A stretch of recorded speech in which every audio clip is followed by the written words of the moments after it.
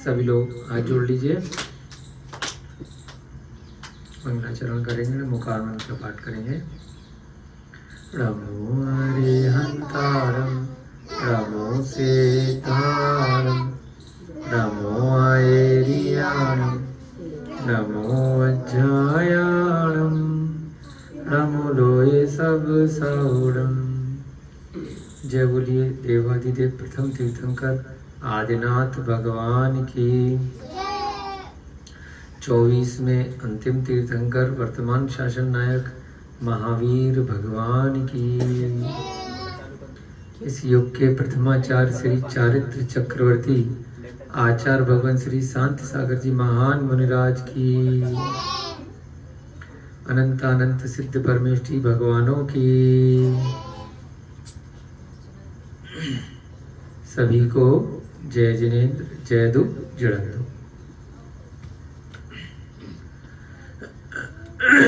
बंधुओं, नन्हे मुन्ने बच्चे, वैसे तो यह विषय छोटे बच्चों की दृष्टि से थोड़ा सा गंभीर है, परंतु यदि आत्मा की दृष्टि से देखा जाए तो छोटे बच्चे भी इस विषय को समझ सकते हैं, इसमें कोई आपत्ति नहीं है। कल हमारी धर्मपत्नी कह रही थी, छोटे बच्चों को क्यों पढ़ाते हो ऐसे विषय, उनकी समझ से ऊपर जाएगा, उनसे बच्चों की तरह बात करो। तो बच्चों की तरह भी बात करते हैं, इस क्लास के अतिरिक्त झूले, खेल कूद, बालबोध और बाकी जो व्यवहारिक शिक्षा है, कार्टून के माध्यम से, वीडियो के माध्यम से, पेंटिंग के माध्यम से, वो सब भी तो आपका रहता ही है। तो बीच बीच में कुछ ऐसे विषय भी जरूरी है कि अगर कुछ बच्चों का मस्तिष्क थोड़ा सा अगर तेज हुआ समय से पहले, तो वे लोग भी जल्दी सम्यक दर्शन प्राप्त कर सकते हैं। पहले से ही कहीं ना कोई निमित्त पिछले भवों में इन प्रत्येक बच्चों का, बड़ों का और हम सबका अवश्य रहा होगा, तभी मनुष्य गति में हम सबको जन्म मिला है और किसी न किसी रूप में जैन कुल में या तो जन्म लिया है या जिनेन्द्र भगवान की वाणी को हम सुन पा रहे हैं। तो ये जो मेहनत है ये इस भव की नहीं है, ये पिछले भव से है। दिखने में ये बच्चे छोटे जरूर लग रहे हैं कुछ कुछ इसमें, परंतु खाली शरीर छोटा है, आत्मा की कोई उम्र नहीं है। जितनी उम्र इन बच्चों की आत्मा की है, बड़ों की आत्मा की है, हमारी है, तुम्हारी है, उतनी सभी की है। अनादि काल से यह 3 लोक है। उनको शुभम भैया को नहीं बोला था, क्या कह रहे हैं? अभी आ रहा हूं थोड़ी देर से। अच्छा, अनादि काल से यह 3 लोक है, शाश्वत है, वैसे का वैसा है। अनादि काल से ही सारी की सारी आत्माएं हैं, सबकी उम्र बराबर है, कोई कम है न ज्यादा है। अभी कोई जल्दी मर जाएगा तो अगले भव में जल्दी पैदा हो जाएगा। आप पीछे पीछे जाओगे तो आप उसके पीछे पीछे पैदा हो जाओगे। मान लीजिए मोर आता, तो छोटे बच्चे हों या अभिषेक जी बैठे हों या कोई ज्यादा उम्र के बैठे हों, चाहे 70 साल का कोई बैठा हो, चाहे 70-80 साल का, 100 साल का, आत्मा की दृष्टि से बिल्कुल ध्यान रखिएगा, कोई भी बड़ा कोई भी छोटा नहीं है। व्यवहार की दृष्टि से उम्र में अनुभव के आधार पर अधिक या कम होती है। कई बार पद के आधार पर, गुणों के आधार पर, चाहे उम्र कम हो, परंतु अगर कोई मुनि महाराज है तो फिर भी अगर मुनि महाराज की उम्र 30 साल की है और किसी गृहस्थ व्यक्ति की उम्र 70 साल 60 साल की है, फिर भी वह गृहस्थ व्यक्ति मुनि महाराज को नमस्कार करता है? नहीं करता? करना चाहिए गुणों के कारण से। तो इसमें कोई आपत्ति नहीं है, दोष नहीं है, क्योंकि उनका पद है, पंच परमेष्ठी में आ गए। भगवान को भी सभी लोग नमस्कार करते हैं। तो यहाँ पर भी प्रसंग ये है कि हमें छोटे बच्चों को ऐसे गंभीर विषय बताने चाहिए नहीं चाहिए। तो छोटे हो या बड़े हो, बड़े बच्चे भी बहुत बार होते हैं, बड़े उम्र के लोग भी होते हैं, थोड़ा सा उनके ऊपर से निकलता है, तब भी तो बैठ सकते हैं ना। और कई बार छोटे बच्चों की अगर बुद्धि का स्तर अच्छा रहा, मति श्रुत ज्ञान अच्छा रहा, तो उसमें कोई आपत्ति तो है नहीं। आचार्य जिनसेन का उदाहरण आता है, 9 वर्ष में तो दीक्षा ले ली थी। इनमें बच्चों में 9 साल से ज्यादा कितने, कौन कौन है? हाथ खड़ा करो। है क्या बेटा? तुम्हारी लड़की जो पीछे पीली वाली में क्या उम्र है तुम्हारी? 11 साल की है ना। और इस लड़की की क्या उम्र है? ये लड़का जो 8 साल है, कोई बात नहीं है ना। 10, 12, 8, 9 हर उम्र के लोग हैं, और बड़े बड़े लोग भी हैं, 40, 42, 45, 50। तो कोई आपत्ति नहीं है। हर प्रकार से, चाहे छोटा हो चाहे बड़ा हो। छोटे छोटे बच्चे वीडियो गेम भी तो खेलते हैं, वो बंदूक वाले आजकल आ गए, इतने सारे वीडियो गेम। टीवी पे भी कार्टून देखते हैं, फिल्में भी देख लेते हैं। अब छोटे बच्चों को फिल्में दिखाने भी तो ले जाते हो, है? मार धाड़, गालियां, प्रेम व्यवहार, यानी क्या क्या उसमें हर तरह की अच्छाई और बुराई उन फिल्मों में रहती है। तो वहां नहीं कहते लोग कि छोटे बच्चों को इतनी मर्डर वाली फिल्में, इतनी अपशब्द वाली ये सब नहीं दिखानी चाहिए, वहां भी तो लेकर के जाते हो। तो अगर धर्म की बातें छोटे बच्चों को अगर सुनाई जा रही हैं, और किसी कारण से यदि कोई भी शब्द उनका भला कर गया, तो इसमें उन्हीं का फायदा है। कई उदाहरण आते हैं कि बचपन में ही जाति स्मरण हो गया, पिछले भव का याद आ गया, उसी घर में पैदा हो गया। पिताजी थे, दादाजी थे, वहीं जाकर के अपने ही पुत्र के पुत्र बन के पैदा हो गए हैं। होता है, बहुत बार उदाहरण आए हैं। उसके बाद क्या हुआ? जाति स्मरण हो गया, उस घर में सारी चीजें देख कर करे, तो मैं अपने बेटे का बेटा बन गया। जी क्या हो गया? मैं तो इस पे हुक्म चलाता था, डंडा लेकर के, अब ये लेके बैठेगा, उठो बैठो, यहाँ जाओ वहां जाओ। है रोहिता जी, हो सकता है आपका जो पुत्र पुत्री है तुम्हारे पिताजी के पिताजी दादाजी रह के चुके हो, है ना। वो के कारण से उसी घर में जन्म हो जाता है। तो उस बेटे ने क्या किया? शुरू से ही मौन व्रत का धारण कर लिया कि गूंगा बन के रहूंगा। सत्य घटना है, पहले भी कभी किसी प्रसंग में आई होगी कि अगर इनको पता चल गया तो मैं अपने बेटे से कैसे डांट खाऊंगा, तो मौन रहूंगा, गूंगा रहूंगा, तो सेवा ही करते रहेंगे, मेरे को खिलाते पिलाते रहेंगे और चक्कर में नहीं पड़ूंगा। पूरे जीवन भर गूंगा बन के रहा। फिर कभी अचानक से वहां पर समोसरण आया और भगवान के समोसरण में पहुंच गए सारा परिवार। तो वहां जाकर के भगवान के सामने पोल खुल गई। लोगों ने ऐसी प्रश्न काल होता है ना, जैसे राजा श्रेणी पूछते हैं, तो प्रश्न पूछा था। वधी ज्ञान और जाति स्मरण किसी ऐसा प्रसंग आया तो बता दिया कि यहाँ जो बैठा है ये बोलता है, लेकिन बचपन से गूंगे का नाटक कर रहा है, ऐसे ऐसे इसका मरण हुआ था और ऐसे ऐसे। तुरंत जो है फिर बोल पड़ा। बहुत लोगों ने उस प्रसंग को देख करके फिर जिन दीक्षा ग्रहण करी कि भैया साक्षात, यहाँ अभी कल भी बताया था ना, चमत्कार को नमस्कार लोग कर रहे, विश्वास हो जाता है।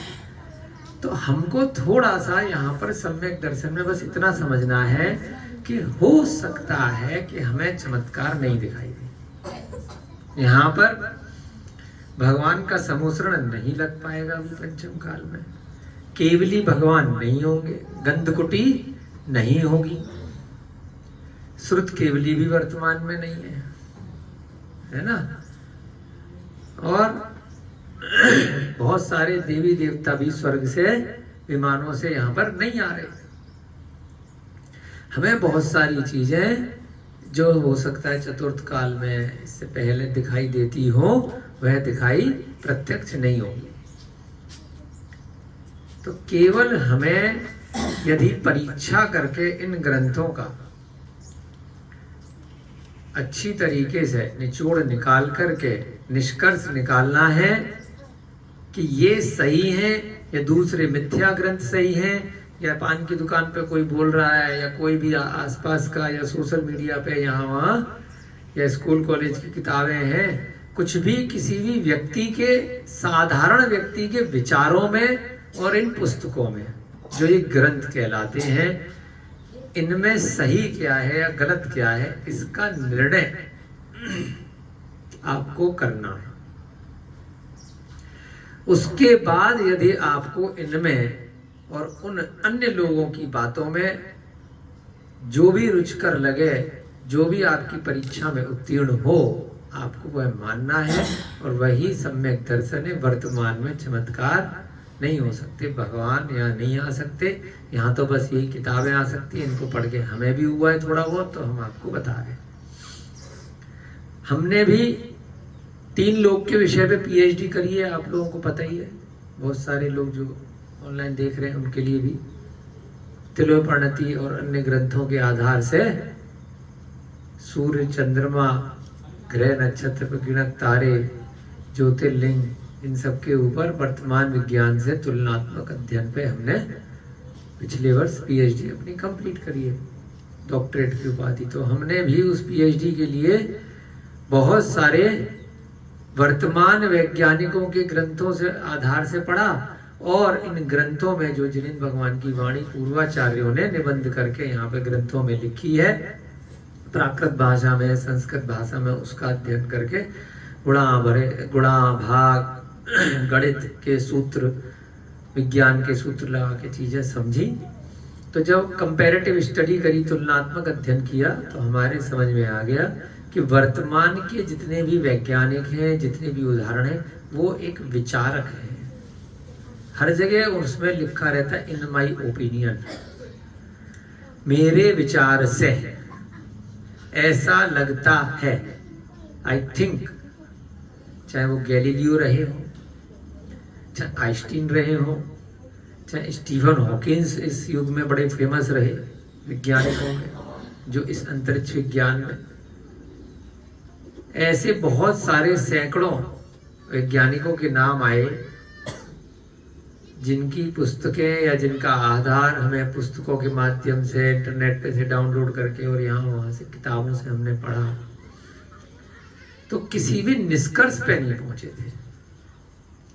केवल एक विचार था, अपने अनुभव के आधार पर, अपने लॉजिक के आधार पर, अपने थॉट प्रोसेस पे सुन करके, किसी ने लेखन कार्य से किया, किसी ने कह करके किया, किसी ने कॉलेज में पढ़ाया, किसी ने पुस्तकें बनाई, और कई जो वैज्ञानिक हैं वह सरकार द्वारा स्पॉन्सर रहे,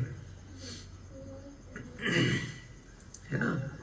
जैसे किसी देश की कोई सरकार है, कोई रसिया की सरकार है, कोई अमेरिका की सरकार है, कोई भारत की सरकार है, तो अब उनके द्वारा अब जो सरकार के लोग हैं वो जो चाहते हैं, उन्होंने किसी को अपॉइंट किया कि भाई इस प्रकार से ये पुस्तक हमें चाहिए और ये हमारा निष्कर्ष चाहिए, ये चीज आप लिख करके अच्छे से दे दो, फिर हम इसको स्कूल कॉलेज में चलाएंगे।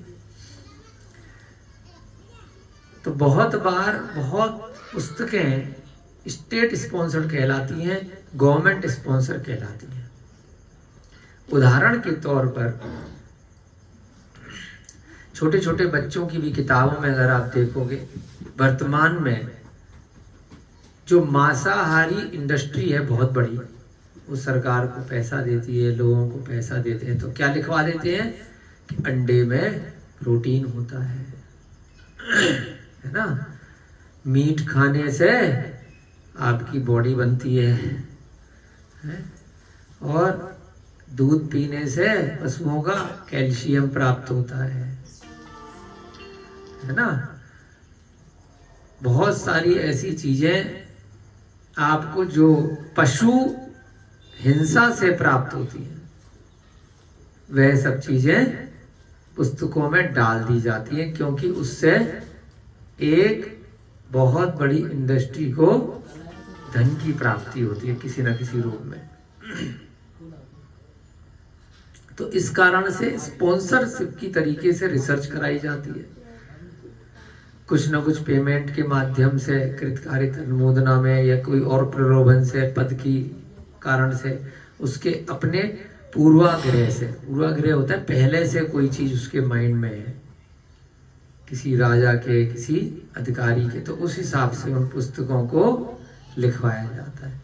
तो ऐसे ही यह जो सम्यक दर्शन की, जो जिनेन्द्र भगवान के जो ग्रंथ हैं, ये किसी से भी पूर्वाग्रह से ग्रसित नहीं है, ये सत्यवाणी है। बाकी जितनी भी किताबें हैं उनमें कहीं ना कहीं कुछ ना कुछ दोष हो सकता है, कमी हो सकती है, क्योंकि किसी ना किसी का कुछ ना कुछ उसमें फायदा हो सकता है। उपन्यास भी लिखते हैं, नोवेल भी लिखते हैं, या अखबार की स्टोरी भी होती है, टीवी पे भी जो न्यूज़ आती है, लगता है देखने वाले को, सुनने वाले को कि सब कुछ सच है, लेकिन जरूरी नहीं है। बहुत सारी खबरें जो उस टीवी चैनल का जो मालिक है, अगर उसके विरोध में आ रही हैं, वह जिस मत को मानने वाला है, जिस पार्टी का सपोर्टर है, अगर उसके विरोध में आ रही तो चलवाएगा क्या अभी चैनल पर? कभी नहीं चलवाएगा। अगर किसी अखबार का कोई ओनर है, मालिक है, वह किसी पार्टी को, किसी मंत्री को, किसी नेता को सपोर्ट करता है, तो उसके अखबार में उसके खिलाफ अखबार छपेगी क्या कभी? अपने ही खिलाफ तो कोई अभियान नहीं चलाएगा। हम यहाँ संस्था में बैठे हैं, कोई भी बात ऐसी थोड़ी ना बोलेंगे जो अपने ही खिलाफ हो, आप लोगों के खिलाफ हो, ऐसा होता नहीं है। तो लेकिन यह जो वाणी है, ये जो जिनेन्द्र भगवान की वाणी है, यह जो ग्रंथ है, ये निष्पक्ष कहलाते हैं। इसीलिए इनको बोलते हैं जैन न्याय। न्याय, न्याय माने जजमेंट, निष्पक्ष होता है, उसमें किसी को भी, चाहे इधर वाला पार्टी हो या इधर वाली हो, दोनों को देख करके निर्णय लिया जाता है। इसी को कहते हैं परीक्षा मुख सूत्र। जो ग्रंथ हमने पहले ही बताया था कि परीक्षा करो, दोनों को परखो, और जो सही है और जो गलत है उस पर निर्णय दो। कोई लेन देन नहीं, कोई पैसा लेकर के नहीं देना कि भैया इन्होंने पैसा दिया है तो इसके फेवर में हमें जजमेंट देना, इसने नहीं दिया है तो इसके खिलाफ जाना है, ऐसा चक्कर नहीं होता है। तो इसलिए अपने को ध्यान रखना है। और जिसको भी डाउट लगे, जैसे कुंदलता का यहाँ पे उदाहरण आया है, आगे पढ़ेंगे अभी, तो वह परीक्षा करे। डाउट, एक उसने कहानी सुनाई है, अरहतदास सेठ ने अपने जीवन की घटना सुनाई है। अब यहाँ पे मित्रश्री अपने जीवन की घटना सुना रही है, उसको भी हो सकता है कुंदलता सुन रही होगी, सारी बीवियां वही होंगी ना, पत्नियां। तो सबकी बातें सुने और अपना निर्णय करे, कोई थोपने का काम नहीं है।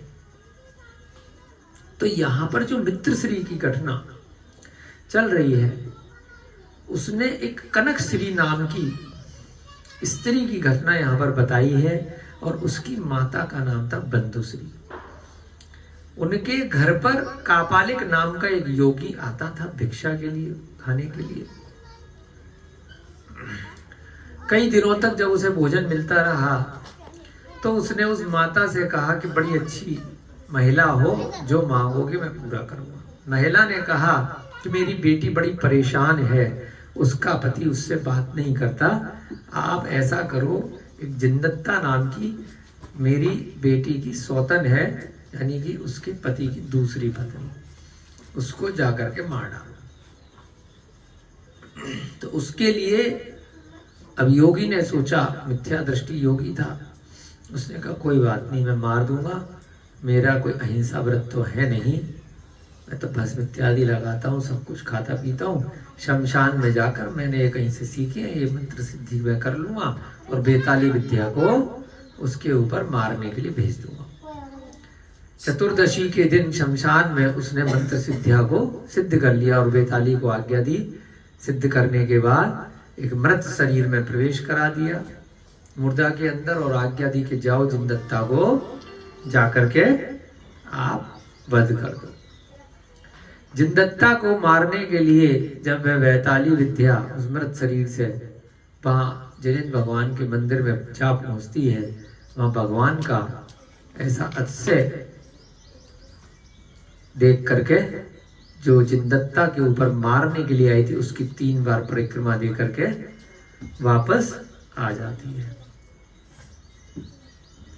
चतुर्दशी का दिन था, प्रोषद का उपवास उस जिनदत्ता ने वहां पे कर रखा था।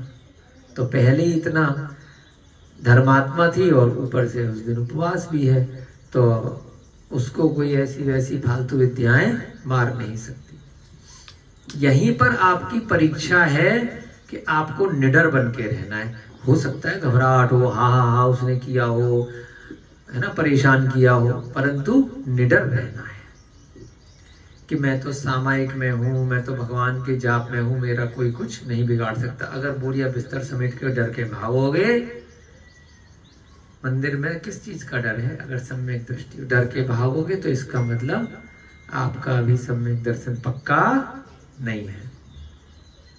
डरना नहीं है। कोई भी परिस्थिति आए, कोई भी मारने के लिए आए, निर्णय लेकर के बचाव करो, लेकिन मृत्यु से भी घबराना नहीं है। अगर आप भगवान का अभिषेक कर रहे हो, पूजा अर्चना कर रहे हो, सामायिक की विधि में हो, उस समय ऐसा नहीं है कि सड़क पे जाकर के बीच में खड़े हो गए और मैं तो मरूंगा है ना, हाईवे पे, तो ऐसा खेल नहीं करो, है ना। कहीं अचानक से आपके ऊपर उपसर्ग आ जाए तब आपको डरना नहीं है उससे, ठीक है ना। तो इस प्रकार से जिनदत्ता डरी नहीं, और वह वैताली विद्या, है ना, 1 बार गई, 2 बार गई और 3 बार गई, तीनों बार जिनदत्ता का कुछ नहीं कर पाई। तो वापस आकर के योगी के पास पहुंच गई। अब योगी ने क्या कहा, समझ गया कि भाई मेरी विद्या से भी ज्यादा शक्तिशाली विद्या जिनदत्ता के पास है, जरूर हो सकता है वह गलत नहीं हो। तो उसने या तो अपनी मौत योगी की हो जाती, क्योंकि विद्या आ रही है बार बार घूम फिर करके, किसी ना किसी को तो मारेगी, क्योंकि सिद्ध कर चुका है मारने के लिए। तो फिर लास्ट में उस योगी ने उस विद्या से कहा, वैताली विद्या से, एक काम करो कि जो कनक श्री है, जो बंधु श्री की बेटी, उसकी वजह से इसको मारने के लिए बोला है जिनदत्ता को। जिनदत्ता में और कनक श्री में जो गलत हो, जो दुष्टा हो, उसको जाके मार दो, क्योंकि दुष्ट व्यक्ति आसानी से मर जाएगा। जो सम्यक दृष्टि होगा उससे तो ये विद्या खुद ही फेल हो जाएगी। तदनंतर वह वैताली भयंकर शब्द करती हुई जब घर में आई, तब उसने शरीर शुद्धि की चिंता के लिए उठी हुई कनक श्री को देखा। अब जिनदत्ता के पास से तो 3 बार वो आई थी, अब वह कनक श्री के पास गई। कौन? जो वैताली विद्या थी, किसमें थी? मृत शरीर में थी। तो वो चाहे उड़ करके जाए या चल करके जाए, जैसी भी उसके पास सिद्धि होगी, तो कहाँ पहुंच गई? कनक श्री के घर। वहां पर वह शरीर शुद्धि के लिए उठी थी मतलब सो करके उठी थी नहाने धोने के लिए। पश्चात कापालिक की आज्ञा का स्मरण कर तथा शुद्ध सम्यक तप और शील आदि गुणों से युक्त देव और गुरु की भक्त जिनदत्ता का पराभव करने में अपने आप को असमर्थ जानकर उस विद्या ने प्रमाद युक्त कनक श्री को तलवार से मार डाला। आपको कल भी बताया था ना, ये व्यंतर वगैरह बेचारे गुलाम होते हैं, फंस जाते हैं। तो ये उस बेचारे उसने सिद्ध कर लिया, तो अब उसकी गुलाम हो गई विद्या, जो हुक्म मेरे आका। तो अब वो ना चाह करके भी आज्ञा का पालन, अच्छा या बुरा हो, उसे करना पड़ेगा।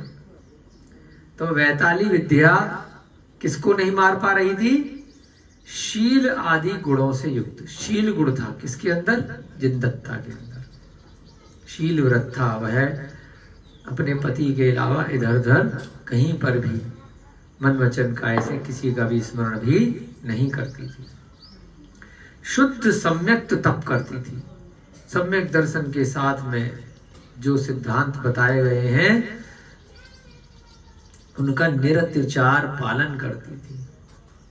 श्रावक के व्रतों को पालन करती थी। प्रोषद पर भी उपवास कर रही है तो इसका मतलब रात्रि भोजन भी नहीं करती होगी।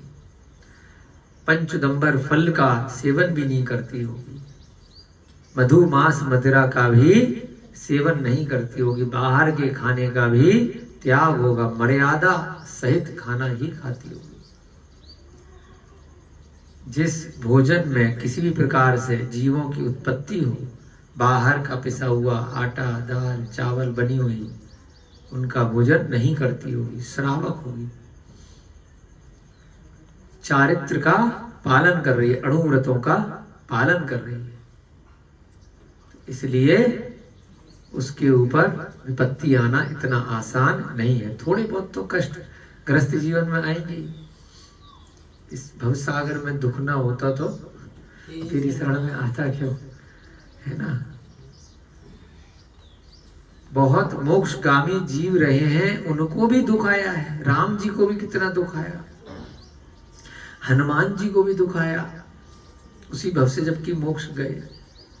हनुमान की माता अंजना को भी कितना दुख आया कि जंगल में जाकर के हनुमान जी को गुफा में जन्म देना पड़ा। तो ऐसा नहीं है कि मोक्षगामी हो तो दुख नहीं आएगा। अगर दुख नहीं आएगा तो तपस्या करोगे ही क्यों, फिर तो सुख सुख में ही लगे रहोगे। इतना सुख है संसार में तो यही मोक्ष है, तो काहे के लिए इतनी मेहनत करें। तो इसलिए ये थोड़े बहुत दुख अपने ऊपर भी आते हैं, हमारे ऊपर, आप सबके ऊपर, या संस्था में या पर्सनली। तो उनको दुखों को ये नहीं सोचना है कि बस मेरे से ज्यादा दुखी इस संसार में कोई नहीं है। आपसे ज्यादा और हमसे ज्यादा सुखी इस संसार में कोई नहीं है। कारण क्योंकि हमारे पास माँ है। कौन सी माँ है? जिनवाणी माँ। अमिताभ बच्चन वाली माँ नहीं, पिक्चर आई थी दीवार, उसमें हमारे पास माँ है, तुम्हारे पास रुपया पैसा हीरे जवाहरात घोड़ा गाड़ी सब है ना। तो हमारे पास क्या है? माँ। और हमारे पास क्या है? जिनवाणी माँ। तो इसलिए हमसे ज्यादा भाग्यशाली कोई भी नहीं है। तो हमें दुखी नहीं समझना है। सांसारिक रूप से तो सब दुखी, विषय वासनाओं में, रोगों में, इच्छाओं की तृप्ति नहीं हो रही है ना। कुछ ना कुछ कमी, सेटिस्फाई तो कोई भी नहीं है। एक चीज मिली दूसरी चीज की जरूरत है। तो इसलिए हम सब बहुत बहुत बहुत भाग्यशाली हैं कि पंचम काल में ये ग्रंथों का आश्रय हमें मिल गया। इससे हम, कल भी बताया था, डूबते को तिनके का सहारा, इसको पकड़ करके निकल जाओगे इस संसार समुद्र से। यह नाव के समान है, ये पानी का जहाज है जो आपको डूबने से बचाएगा। इसमें बैठ जाओ और कहीं भी पहुंच जाओगे। कागज की भी नाव अगर नदी में होती है, उस पे अगर चिड़िया बैठ गई या चींटी बैठ गई नदी के अंदर, कहीं से पेड़ पे से, कहीं से ऊपर से चींटी गिरी और कागज की नाव में बैठ गई, धीरे धीरे धीरे धीरे करके हो सकता है वो किनारे पहुंच जाएगी। तो ऐसे ही कोई तिनका भी उसे मिल गया, कोई लकड़ी का टुकड़ा भी मिल गया, तो हम वो चींटी मान लो या चिड़िया मान लो। इतने बड़े संसार के दावानल में, इतने बड़े संसार समुद्र में तो दुखी नहीं होना है। अभिषेक जी, जितने भी लोग हैं ना, विनय जी, आप लोग, हम सब लोग, कि लोन ले लिया या घर में कोई परेशानी है, व्यापार में कोई परेशानी है, किसी का लेन देन है, कोई रोग हो गया, बहुत सारी समस्याएं हैं, लेकिन ये नहीं मानना है। बहुत बार लोग कहते हैं कि मैंने क्या बिगाड़ा था। मुझे तो ऐसा लग रहा है कि पूरे संसार में सबसे ज्यादा विपत्ति और आपत्ति सिर्फ मुझे ही है। हर व्यक्ति ये सोच रहा है। सच्चाई बता रहा हूं मैं आपको। जब तक ये नहीं पढ़ा था तो हमें भी लगता था कि मेरे से ज्यादा दुखी शायद ही कोई पूरे संसार में होगा।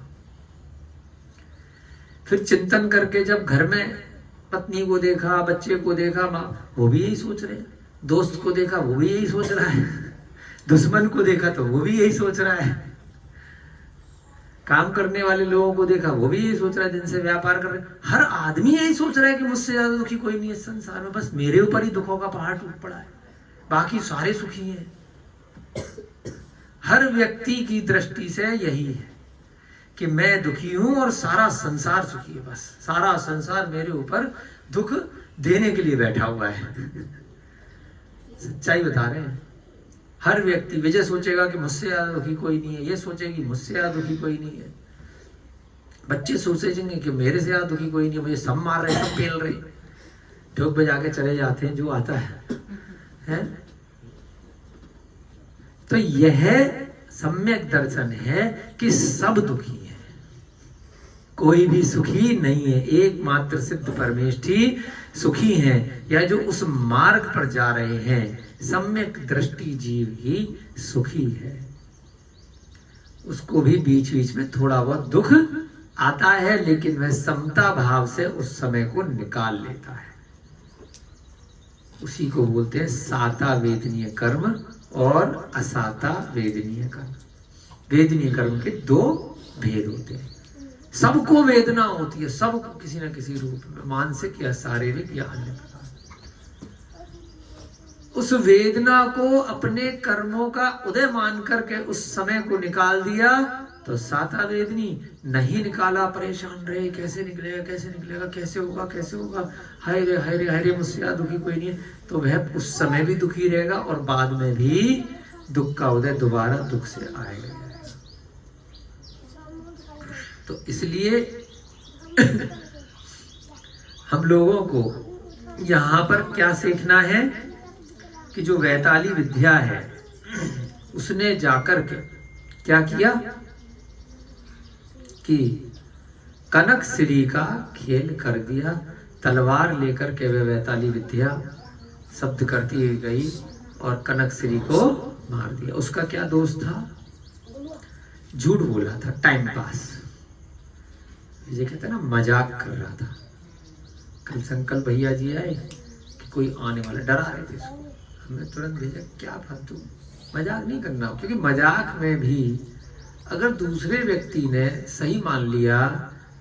अब इसने क्या किया था, कनकश्री ने अपनी माता से मजाक किया था,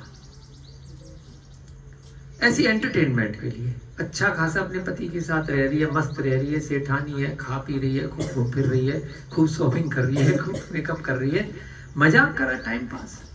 मजाक में उसकी माता ने सीरियस ले लिया, सीरियस ले लिया तो मारने भेज दिया जिसके लिए मजाक किया कि वो मुझे तंग करती है।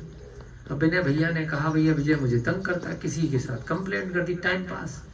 वो आकर के इसको मारने भेजा गया। तो दोष किसको लगेगा? मारने वाले को तो लगेगा ही लगेगा कि उसने अपना निष्पक्ष निर्णय नहीं लिया, जांच पड़ताल नहीं करी और हिंसा आदि के कार्य में लगा रहा। लेकिन सबसे ज्यादा दोष किसे लगेगा विनय भैया? जिसने झूठ बोला, हंसी मजाक में, एंटरटेनमेंट में। क्यों बोला? क्योंकि वर्तमान परिप्रेक्ष्य में सब ऐसा करते हैं, फिल्मों में दिखाते हैं, हाँ ही है ना, अपन को अच्छा लगता है कि इसने इसके साथ मजाक किया, उस समय देखने में अपने को अच्छा लग रहा है तो अपन भी वही काम करने लग जाते हैं कि ये तो एंटरटेनमेंट है, बाद में बोल देंगे अप्रैल फूल बनाया, बेवकूफ बनाया है। लेकिन गलती तो गलती है, तो इसलिए जान से हाथ धोना पड़ गया। खून से लिप्त शरीर को काट दिया, मार दिया तो क्या हो गया? खूनम खून निकल गया। कल भी बताया था ना कि जो वैक्रियक शरीर होता है नारकी के और देवों के, उनका अकाल मरण नहीं होता। मनुष्यों के और जो पशु पक्षी हैं, जो ये कीड़े मकोड़े तिरंज इत्यादि जितने भी हैं, इन सब का अकाल मरण हो जाता है ना। आप सोचो कि भाई जितनी आयु थी उतनी आयु है, लेकिन बीच में ही अगर मार दोगे या एक्सीडेंट हो जाएगा, रोग हो जाएगा तो मर जाएगा। धीरे धीरे करके जन्म होगा, जवानी आएगी, बुढ़ापा आएगा, फिर मरण होगा। धीरे धीरे करके अगर होगी कोई चीज तो वो नॉर्मल है ना। पहले बढ़ रहा है शरीर और फिर धीरे धीरे घट रहा है। बीच में ही युवावस्था में, बचपन की अवस्था में या पूरी तरह से अभी मरण स्थिति नहीं आई थी, अचानक से हार्ट अटैक पड़ गया, रुक गए, बहुत सारी चीजें हो गई, एक्सीडेंट हो गया, गंभीर रोग हो गया, किसी ने मार दिया, तो अकाल मरण होता है। अब मटका है, हमारे ताऊ जी बनाते हैं, पुराना हो गया, यूज हो गया बहुत दिनों तक, धीरे धीरे करके वो कच्चा हो गया, जब बेकार हो गया बहुत सालों प्रयोग के बाद तो बेकार हो गया, तो नॉर्मल है। अब भरा हुआ मटका फेंक दिया तो टूट जाएगा आयु पूरी होने से पहले ही। तो ऐसे ही शरीर ऊपर से आत्महत्या कर ली, 10वीं मंजिल से कूद गए तो अकाल मरण हो जाएगा। तो उसके बाद आत्मा भटकती नहीं है। ये भी बहुत प्रसंग आता है कि जिसका अकाल मरण हो गया, जल्दी मर गया, मर्डर हो गया, भूत बन के रहेगा। रोहिता जी भूत नहीं बनोगे, चिंता ना करो। कब बनोगे भूत प्रेत वगैरह? जब तप करोगे मिथ्या दर्शन के साथ। आत्महत्या करोगे तो भूत तो बहुत दूर की बात है, डायरेक्ट नरक में एंट्री है, कंफर्म टिकट है। कहाँ का? नरक का। बहुत रेयर ऐसा होगा आत्महत्या के बाद कि त्रियंच गति या मनुष्य गति मिल सकती है। कभी ऐसा कोई पिछले जो आयु निकल चुकी है उसमें बहुत ज्यादा कोई पुण्य कर रखा है, गलती से आत्महत्या हो गई, एक आधा उदाहरण ऐसा बहुत रेयर हो सकता है एक्सट्रीम केस में। अन्यथा शास्त्रों में आया है कि आत्महत्या करने वाला जीव नियम से नरक जाता है और उसके परिवार वालों को 6 महीने का सूतक लगता है। 6 महीने का। कारण कि परिवार वाले बचा नहीं पाए, उन्होंने ऐसा उसके चारों तरफ माहौल इकट्ठा किया। अभी पिछले हफ्ते कुछ बोल रहा था ना, आत्महत्या कर लूंगी, तो अच्छे शब्द नहीं है ना। आपके परिवार में अगर कोई बोलता है और अगर सच में कर लेता है तो परिवार के सब लोग 6 महीने तक मंदिर नहीं जा सकते हैं, कोई धार्मिक कार्य नहीं कर सकते। और जिसने आत्महत्या करी वह तो जाएगा ही जाएगा नरक। सागरों की मिनिमम आयु है, 10,000 वर्ष से प्रारंभ है और 33 सागर तक की आयु नरकों में रहती है। समझ रहे हो ना भैया? तो कितनी भी बड़ी विपत्ति आ जाए, सोच रहे हो कि इस वाले कष्ट से मुक्ति हो जाएगी, लोगों का पैसा देना है, कोई बात हो गई, पति ने कुछ बोल दिया, बच्चों ने कुछ बोल दिया, अड़ोसी पड़ोसी ने कुछ बोल दिया, कोई घटना ऐसी आपके साथ हो गई कि गए और फांसी के फंदे पे लटक गए और छत से कूद गए, तो जिसके निमित्त से हुए वो तो बहुत बाद की बात है, उसको कुछ होगा नहीं होगा वो तो बाद में देखा जाएगा। परंतु जिसने ये स्टेप लिया है उसने तो अपना, यहाँ तो यार 2-4 साल दुख रहते, 2-4 घंटे 2-4 दिन, वहां तो मिनिमम टिकट कटा ली 10,000 वर्ष और 33 सागर काउंट नहीं कर सकते कितना होता है ना, बहुत ज्यादा है। 3रे 4थे नरक में भी जा सकते हो, 7वें नरक में वज्र सब नारा सेनन वाले जाते हैं, तो अभी ले नहीं जाओ, लेकिन नरक में एक बार गए। और यहाँ पर आप ऐसे तुलना करो कि आपकी आयु अभिषेक जी चींटी की आयु, थोड़ी देर के लिए सोचो मैं चींटी हूं, तो चींटी क्या मनुष्य की आयु को गिन सकती है?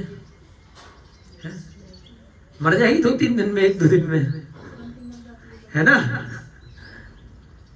उसने देखा ये आदमी है बहुत बड़ा है, तो जिस प्रकार से वो चींटी मनुष्य की आयु असंख्य करोड़ों अरबों चींटियां पैदा होकर मर जाएंगी, तो उतनी आयु है जी इसकी। ऐसे ही आप समझ लो कि हम स्वर्गों के देवों की तुलना में या नारकियों की तुलना में चींटी है, इसलिए असंख्यात वर्ष। सागर बहुत बड़ा होता है। कल्पना के लिए तरीके बताए हैं कि 100 योजन का गड्ढा किया, 100 योजन लंबा, 100 योजन चौड़ा, 100 योजन गहरा, उसमें भोग भूमि के जो मेढ़े हैं उनके इतने छोटे छोटे टुकड़े किए कि दोबारा टुकड़ा ना हो, और ठसाठस भर दिया और चक्रवर्ती की सेना उस पे से निकल गई, बिल्कुल ठोस कर दिया, और 100 वर्ष बाद एक बाल का टुकड़ा निकाला बिल्कुल। तो जब वह गड्ढा खाली होगा तो एक अद्धा पल्ले होगा, और उसमें असंख्यात वर्षों के गुणा करेंगे तब पल्ले आएगा। अद्धा पल्ले से भी ज्यादा पल्ले, और पल्ले के बाद भी 10 कोड़ा कोड़ी पल्ले का एक सागर होगा। 1 करोड़ 10 के आगे करोड़ गुणा करोड़, 14-15 जीरो लगाने के बाद फिर एक सागर बनेगा। तो इतनी आयु तो पहले नरक में है। तो इसलिए बिल्कुल भी पंगे नहीं लेने हैं, कोई भी ऐसा गलत कार्य नहीं करना है। वो सब कौन, जिसको नहीं जानकारी है, खाए खूब मांस, खूब पिए शराब, खूब खाए शहद। केवल जीव हिंसा करने वाला ही नहीं, शहद खाने वाला भी सब जाएंगे, मांस खाने वाले भी, कषाय करने वाले भी। तो इसलिए बहुत ध्यान रखना है। कई बार लोग कहते हैं कि भाई स्वर्गों में एंट्री केवल जैनियों की रहेगी। क्या जैनियों की नहीं रहेगी, जो जिनेंद्र भगवान की वाणी को मानेंगे उनकी रहेगी, है ना। अच्छी जगह वही जाएगा जो साफ सुथरा होगा। जो गंदगी से निकल कर गए, नालों में रहता हुआ, शराब पीता हुआ अगर अच्छी जगह जाएगा तो वहां जाकर के फिर सब गंदगी नहीं फैला देगा, है ना। छटे हुए लोग ही तो जाएंगे। आपके घर परिवार में आप सफाई चाहते हो, हर एक किसी को थोड़ी घुसा लोगे। तो ऐसे ही वहां स्वर्गों में अच्छे अच्छे लोग जाएंगे, जो पीछे से अच्छे कर्म करके आए हैं, साफ सुथरे, है ना, नहा धो करके आए होंगे। तभी एक जगह जाके बैठोगे ना सभा में, गंदगी वालों की सभा अलग है, नालों में जाओ पड़े रहो। तो ऐसे ही नरकों में तो नालों से भी ज्यादा बुरी स्थिति है, स्वर्गों में यहाँ मनुष्य गति से ज्यादा अच्छी स्थिति है। तो यहाँ पर आप समझिए जो प्रसंग बता रहे हैं, कनक सिंह ने क्या गलती करी। पढ़ने को तो आप पढ़ सकते हो, इतनी देर से क्यों समझा रहे कि हमें टाइम पास के लिए भी ऐसा काम नहीं करना, किसी से ऐसा मजाक नहीं करना है। सब लोग ये किताब दे दूंगा, 10 दिन में पढ़ लेंगे, 15 दिन में पढ़ लेंगे, कोई बहुत बड़ी बात नहीं है ना। खूब वीडियो पे सारे लोग वीडियो देखते हैं, खूब आती है ऐसे ऐसे कर करके घंटों घंटों की, पूरे दिन संग का समाधान खूब टीवी पे आता है। हम अपन, लेकिन टीवी पे आता है तो हमारा स्वाध्याय नहीं हो रहा। जो प्रत्यक्ष होता है तो वहां पे अलग विचार चलती है। हमारा भी स्वाध्याय हो जाता है आप सबके निमित्त से, और थोड़ा बहुत आप लोगों का भी हो जाता है।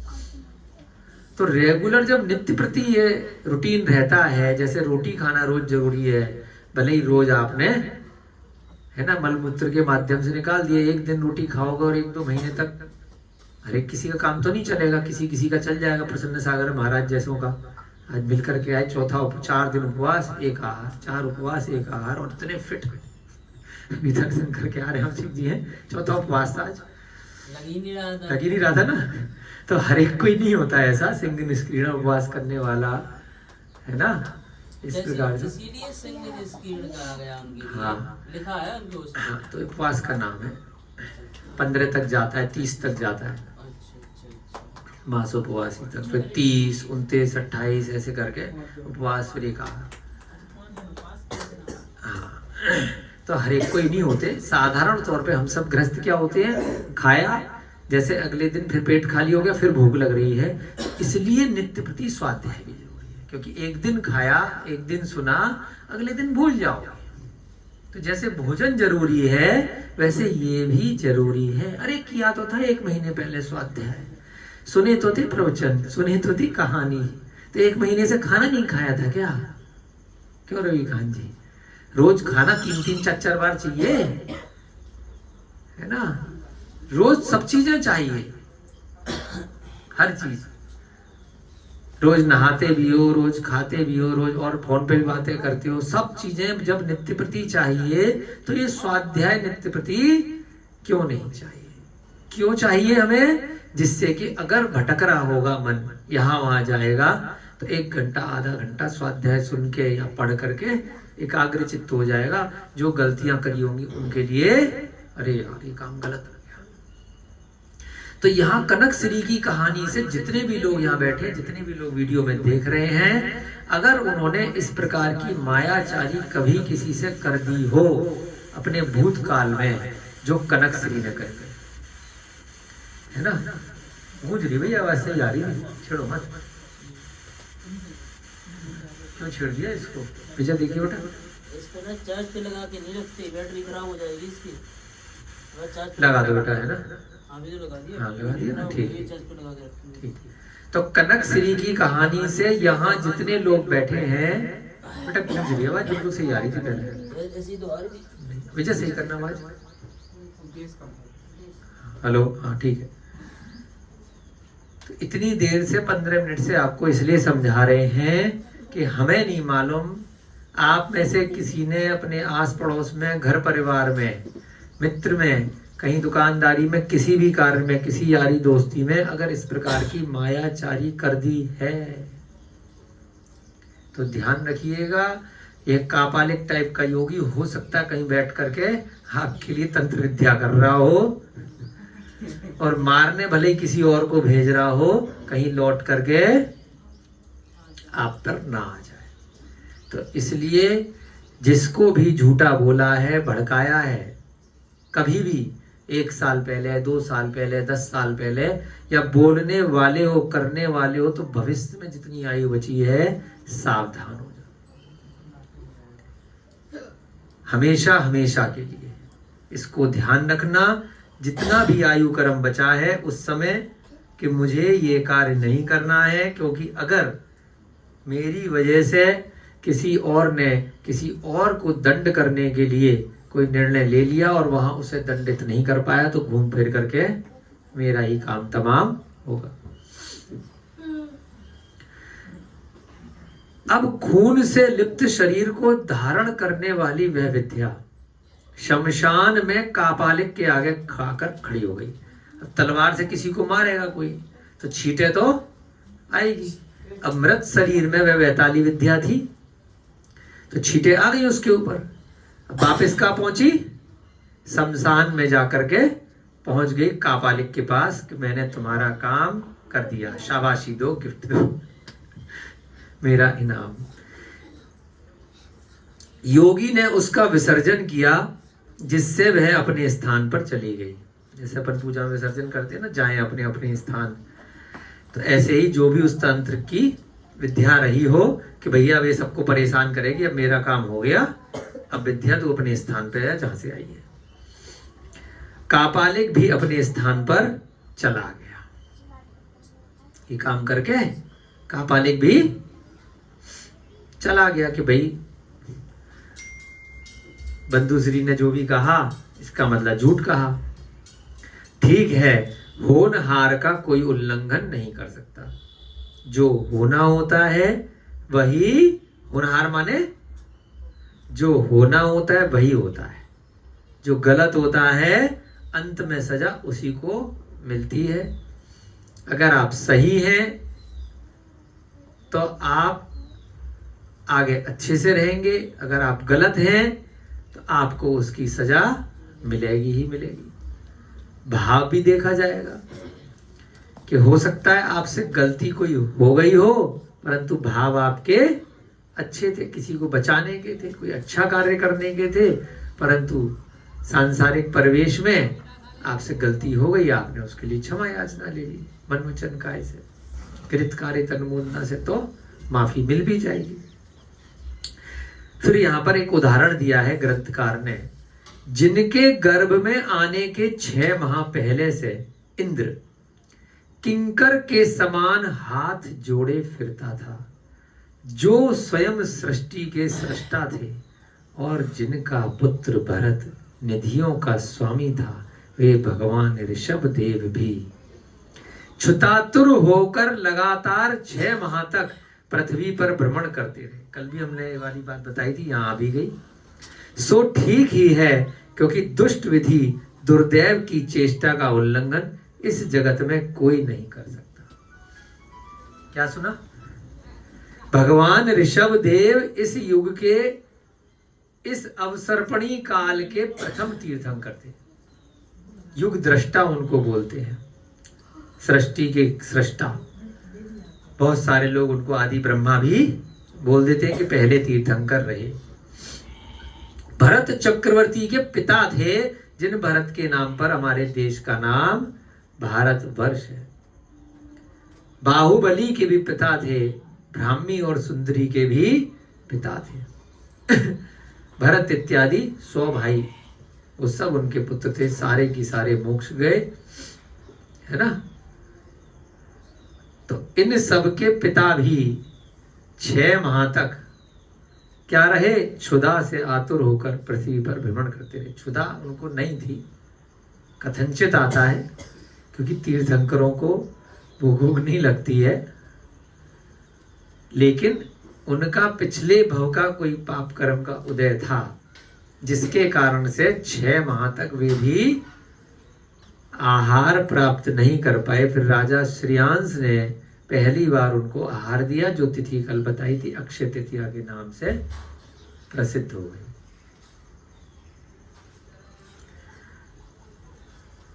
दुष्ट विधि दुर्दैव की चेष्टा का उल्लंघन इस जगत में कोई नहीं कर सकता। तो यहां इसलिए ये उदाहरण दिया है कि इस संसार में किसी से कोई गलती हुई हो, उसकी सजा उसे मिलेगी ही मिलेगी, चाहे वो है उस भव से मोक्ष ही क्यों नहीं जाने वाला। राम जी को भी कितने वर्षों तक वनवास में भटकना पड़ा। सीता देवी को भी जंगल में जाकर के कितना रुदन करनी पड़ा, अग्नि परीक्षा देनी पड़ी, अग्नि में बैठाई गई।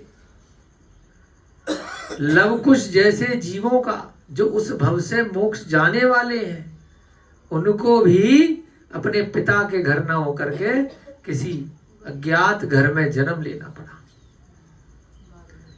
हनुमान जी का भी जन्म जंगल में जाकर के गुफा में हो रहा है। मोक्षगामी जीव भी या उसके माता पिता भी, चतुर्थ काल के उदाहरणों में भी, तीर्थंकरों के परिवारों में जन्म लेने के बाद भी जो पूर्व पर्याय के जो पाप कर्म हैं, वह किसी न किसी रूप में उदय आते ही आते हैं। परंतु जो अच्छे जीव हैं, जो सम्यक दृष्टि जीव हैं, वे उन कर्मों को शांति से निकाल लेते हैं, समता परिणामों के साथ में। प्रातः काल संतुष्ट चित्त से युक्त बंधुश्री अपनी पुत्री के पास गई। अगले दिन क्या हुआ, जो बंधुश्री थी, किसकी मां, कनक श्री की मां, वह अपनी पुत्री के पास गई मिलने के लिए। समझ गए ना कौन है कनक श्री, जो मर चुकी है। बंधुश्री जिसने उस योगी को भेजा था। शैया पर खंडित शरीर वाली पुत्री को देखकर रोती हुई राजा के पास गई। कितनी देर, कितनी क्लास चालू हुई थी आज? चलो 5-10 मिनट और लगाते हैं, फिर बच्चों को छोड़ देंगे, है ना। हाँ, थोड़ा लेट हुई थी। अब वहां पर उसने देखा कि मेरी पुत्री तो छत्र शरीर है, तलवार से किसी ने मार दिया है। अब समझ में नहीं आ रहा किसने मारा है। उसके माइंड में क्या है, अभी तक उसे पता नहीं है कि कनक श्री ने मजाक किया था। उसके माइंड में क्या है कि कनक श्री ने सच बोला था और मैंने विद्या को, मतलब उसने भेजा था कापालिक ने। शैया पर खंडित शरीर देखा अपनी पुत्री का, फिर से मोह। अब कहां पहुंची, राजा के पास। राजा ने उससे पूछा, हे भद्रे, तुम इस प्रकार क्यों रो रही हो? रोते रोते राजा जी मेरी बेटी मर गई, मेरी बेटी मर गई। पहले पुलिस थाने में FIR नहीं कराते थे, है ना, 100 नंबर पे फोन नहीं करते थे पहले, ठीक है। पिताजी बढ़िया संदेश देते थे, पिताजी जाग जाओ, अरे जाग जाओ, अरे जाग जाओ भाई साहब, पिताजी जाग जाओ, है ना, इतनी गहरी नींद।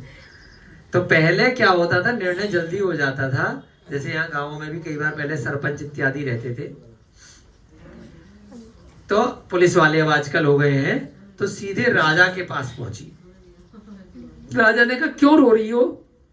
उसने कहा, हे देव, मेरी पुत्री कनक श्री को उसकी सौत जिनदत्ता ने मार डाला है। बताओ, कहानी में नया ट्विस्ट आ गया। ये नहीं कह रही है कापालिक ने मार दिया, उसकी विद्या ने मार दिया। अभी भी उसके दिमाग में वही चल रहा है कि जिनदत्ता ने मार दिया होगा। अब राजा को जाके कंप्लेंट कर दी। यह बात सुनकर राजा ने कुपित होकर दंपत्ति को पकड़ने और घर की रक्षा करने के लिए सैनिक भेज दिए। ये कौन सुना रहा है कथा? मित्रश्री सुना रही है अरहत दास को कि मेरा सम्यक दर्शन पक्का कैसे हुआ। पहले तो व्यंतर जो बेताली विद्या है वो हार गई उस जिनदत्ता से। अब उस राजा तो उससे भी छोटा है, वो तो मनुष्य है, वो क्या कर लेगा? उसके सैनिक कुछ भी नहीं कर सकते जब बेताली विद्या हार गई। लेकिन फिर भी अब वो, उसको तो पता ही नहीं था उसकी मां को, बंधुश्री को। तो राजा ने कहा अच्छा मेरे राज्य में ऐसा हो रहा है, जाओ जाकर के पकड़ ले आओ। तो दंपत्ति माने हस्बैंड वाइफ दोनों, जिनदत्ता और उसका जो पति है वृषभदास, उन दोनों को पकड़ करके ले आओ। सैनिक भेज दिए, परंतु वे सभी भी सैनिक पुण्य देवी के द्वारा कीले।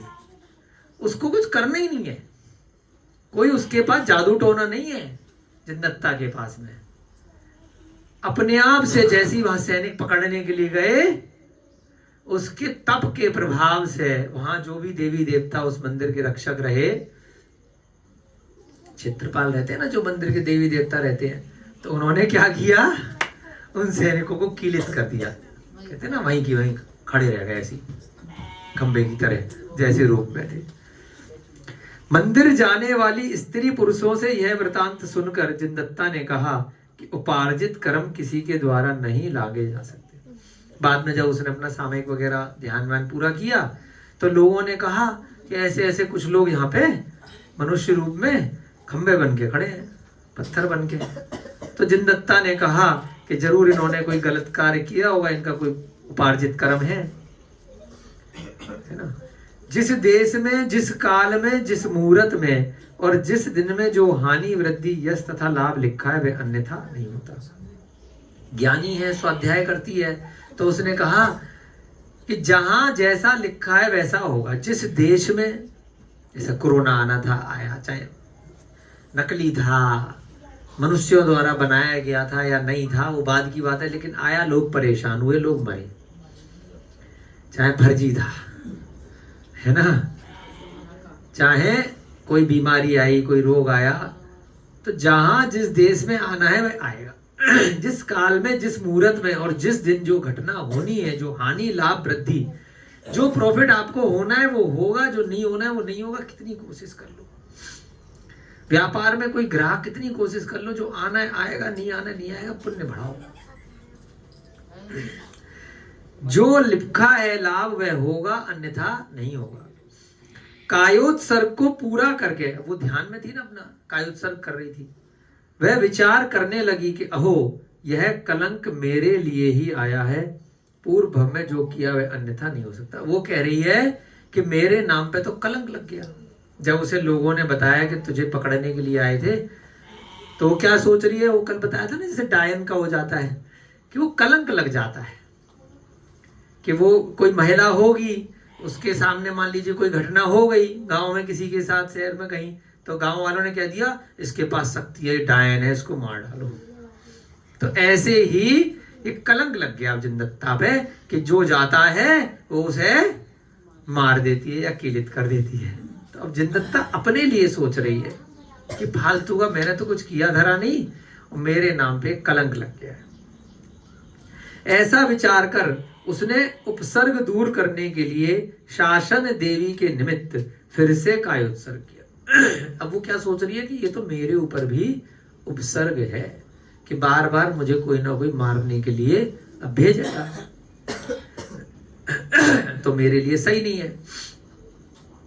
तो उसने वहां पर जो शासन देवी रहती हैं, जिन्हें भगवान की यक्ष यक्षिणी, उनके लिए जानने के लिए कि क्या घटना है, फिर से उसने भगवान का ध्यान किया, कायोत्सर्ग किया।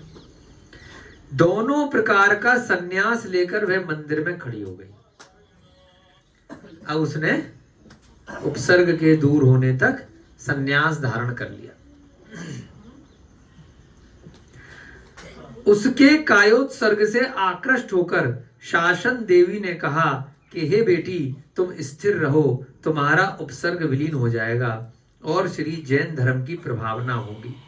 ऐसा मानकर तुम धर्म ध्यान में तत्पर रहती हुई स्थिर रहो। ऐसा कहकर शासन देवी चली गई। शासन देवी आई, अभी अपने के पास नहीं आती है, लेकिन अपने को सम्यक दर्शन के साथ क्या मानना है, कभी ऐसा प्रसंग आ गया तो आप अगर सच्चे ध्यान में रहोगे तो आपको कोई ना कोई ऐसा आह्वान होगा। तो शासन देवी ने आके उसे संदेश दिया कि बेटा तुम चिंता नहीं करो, तुम्हारा उपसर्ग दूर हो जाएगा। और वह देवी चली गई। जिनदत्ता भी नमस्कार मंत्र का बार बार उच्चारण करती हुई समाधि का नियम लेकर खड़ी रही कि भाई जब तक ये उपसर्ग दूर नहीं होगा तो मैं इसी अवस्था में समाधि धारण करूंगी। अब हम आपका समय हो रहा है, कल देखेंगे क्या होता है जिनदत्ता का, है ना। कई सारी चीजें इस ग्रंथ में आ रही हैं, तो हमें ध्यान रखना है बहुत अच्छे से कि कभी आपके साथ हो जाए और फिर आप ऐसा प्रसंग करो और कभी देवी देवता आपको दिखाई दे तो हमें आके बता देना कि ऐसा हुआ और हमें पंचम काल में दिखाई देगा। लेकिन उसके लिए आपको बहुत पक्का सम्यक दर्शन करना पड़ेगा, है ना। जो किस्से कहानियों से थोड़ा ऊपर रहेगा, कोई विपत्ति आई या कोई ऐसी चीज आई, उसमें आपको निडर बन के रहना, इन बच्चों को भी बड़ों को भी, है ना। आपका समय हो रहा है, आगे की कथा आगे जारी रखेंगे और आज नियम लेंगे कि किसी से भी हंसी मजाक में भी, टाइम पास में भी हमें छल कपट नहीं करना है, हमें किसी को भी भड़काना नहीं है, बाद में अपने को ही उसका परिणाम भुगतना पड़ सकता है। जय बोली महावीर भगवान की। सभी को जय जिनेन्द्र, जय दू जुड़ंदो।